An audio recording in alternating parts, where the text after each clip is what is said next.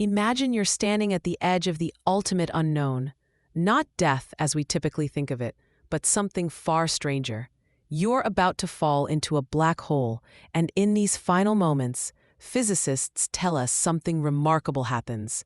Something that might answer humanity's oldest question: what happens after we die?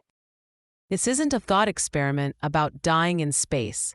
This is about what physics has discovered regarding information, consciousness, and whether anything of you can truly be destroyed. And the answer might change how you think about existence itself. Let me tell you a story that starts with an argument between two of the greatest minds in physics, because sometimes the biggest discoveries begin with a disagreement. In the 1970s, Stephen Hawking made a revolutionary claim. He said that black holes aren't completely black. They emit radiation, which we now call Hawking radiation. Over trillions of years, black holes slowly evaporate, eventually disappearing entirely. This was groundbreaking on its own, but Hawking said something else that shocked the physics community. When a black hole evaporates, all the information about everything that ever fell into it is lost forever. To understand why this matters, you need to know something fundamental about our universe. In quantum mechanics, information cannot be destroyed, ever. It can be scrambled, hidden, or transformed, but it must persist in some form.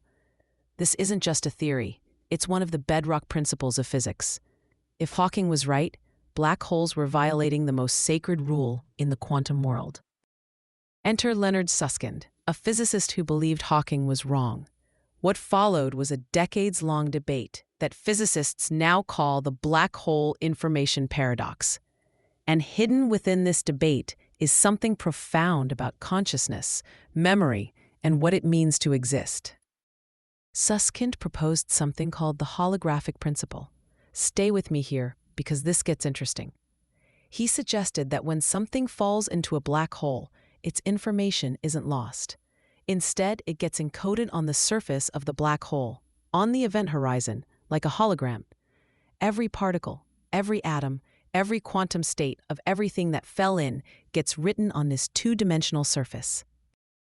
Think about what this means. If you fell into a black hole, every atom of your body, every neural connection in your brain, every memory you've ever formed, every thought you've ever had, all of that would be preserved as information on the event horizon. From the outside universe's perspective, you would be frozen there, encoded in the surface of the black hole forever.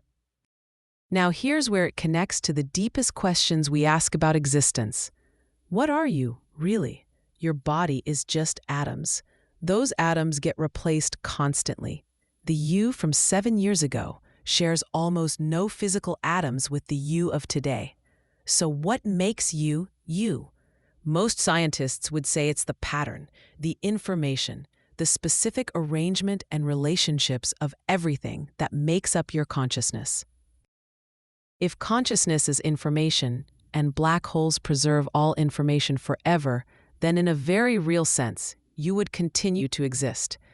Not as a physical body, but as an eternal pattern encoded in the fabric of spacetime itself. But the story gets stranger. In 2012, a group of physicists proposed something called the black hole firewall paradox. They suggested that the event horizon isn't empty space as we thought. Instead, it might be a wall of high-energy particles that would destroy anything trying to cross it. Your physical body would be incinerated instantly. At first, this seems like bad news. But think about what's happening. Your physical form is destroyed, but the information that makes you you gets encoded on the event horizon at that exact moment. It's almost like the universe is separating your physical body from your essential pattern, your information, some might call it a soul. I'm not claiming that physics proves souls exist, but physics is showing us that there's a fundamental difference between the physical and the informational, and that information, the pattern that makes you unique, cannot be destroyed. Here's another part of this story. Time behaves strangely near black holes. As you approach the event horizon, time dilation becomes extreme. From the perspective of someone watching you fall in, you would appear to slow down, moving slower and slower, never quite reaching the horizon. You would appear frozen there, suspended in time, forever. Many religions describe the afterlife as eternal, as existing outside of time. Physics is showing us that at the event horizon of a black hole, you would literally exist in a timeless state from the universe's perspective. Not metaphorically timeless, actually frozen in time, your information preserved for as long as the black hole exists, which could be trillions upon trillions of years. But what about your own experience? What would you feel?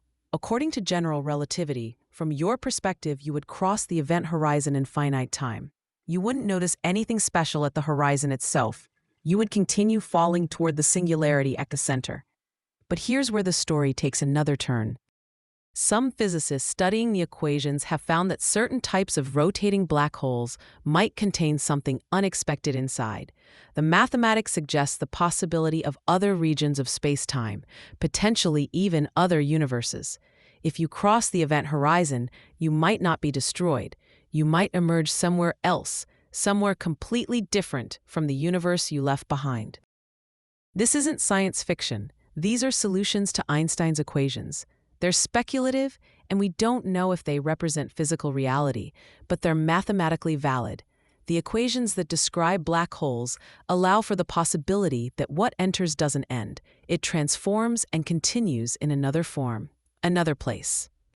Now let me tell you about quantum entanglement and why it matters here. When particles become entangled, they remain connected regardless of distance. Change one, and the other responds instantly, even across the universe. Some physicists have proposed that information falling into a black hole remains quantum entangled with the radiation the black hole emits. What this means is that even though you cross the event horizon, even though you're inside the black hole, the information that makes you you is still connected to the outside universe through quantum entanglement. You're not cut off, you're not gone. There's still a connection, a relationship between your information and the universe you left behind. It's like an eternal thread connecting you to reality, never truly severed. Here's where this story brings us to something profound. For thousands of years, humans have wondered what happens after death. We've created countless religious and philosophical frameworks to address this question. Most of them describe some form of continuation. Your soul, your essence, your consciousness persists in some way. Physics seem to contradict this. The scientific materialist view says consciousness is just brain activity. When the brain stops, consciousness ends. You are your body, and when your body dies, you cease to exist. But the information paradox challenges this view. If consciousness is information, and information cannot be destroyed, then consciousness cannot be destroyed either. It must transform, persist, continue in some form. Maybe not in the way traditional religions describe, but in a way that physics allows and perhaps requires.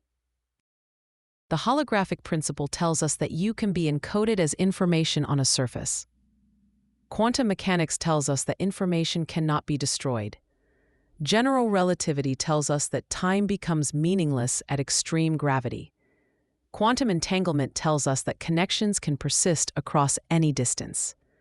Put it all together, and physics is painting a picture where the essential you, the information pattern that makes you conscious, could persist indefinitely. I want to be clear about something. This doesn't prove life after death in any traditional sense. We don't know if the information encoded on a black hole's event horizon is conscious. We don't know if patterns preserved in spacetime can still think, feel, or experience. We don't know if falling into a black hole leads to another universe where consciousness continues. But here's what we do know. The universe doesn't allow information to be destroyed. The pattern that makes you, you is information. Therefore, that pattern cannot be truly destroyed. It must persist in some form. Whether that persistence constitutes life after death depends on your definitions. But physics is showing us that total annihilation, the complete and utter destruction of your existence, might not be possible. Not because of magic or miracles, but because of the fundamental laws that govern reality. Stephen Hawking eventually conceded his argument with Susskind. In 2004, he admitted that information probably isn't destroyed in black holes after all. It was one of the few times Hawking publicly acknowledged being wrong about something major. The information, and therefore the essence of anything that falls into a black hole, persists. So what does this mean for you, here, now, nowhere near a black hole? It means that according to our best understanding of physics, the pattern that makes you conscious, the information that encodes your memories, your personality, your sense of self, that cannot be erased from reality. It's written into the structure of spacetime itself. When people ask whether there's life after death, physics can't give a definitive answer.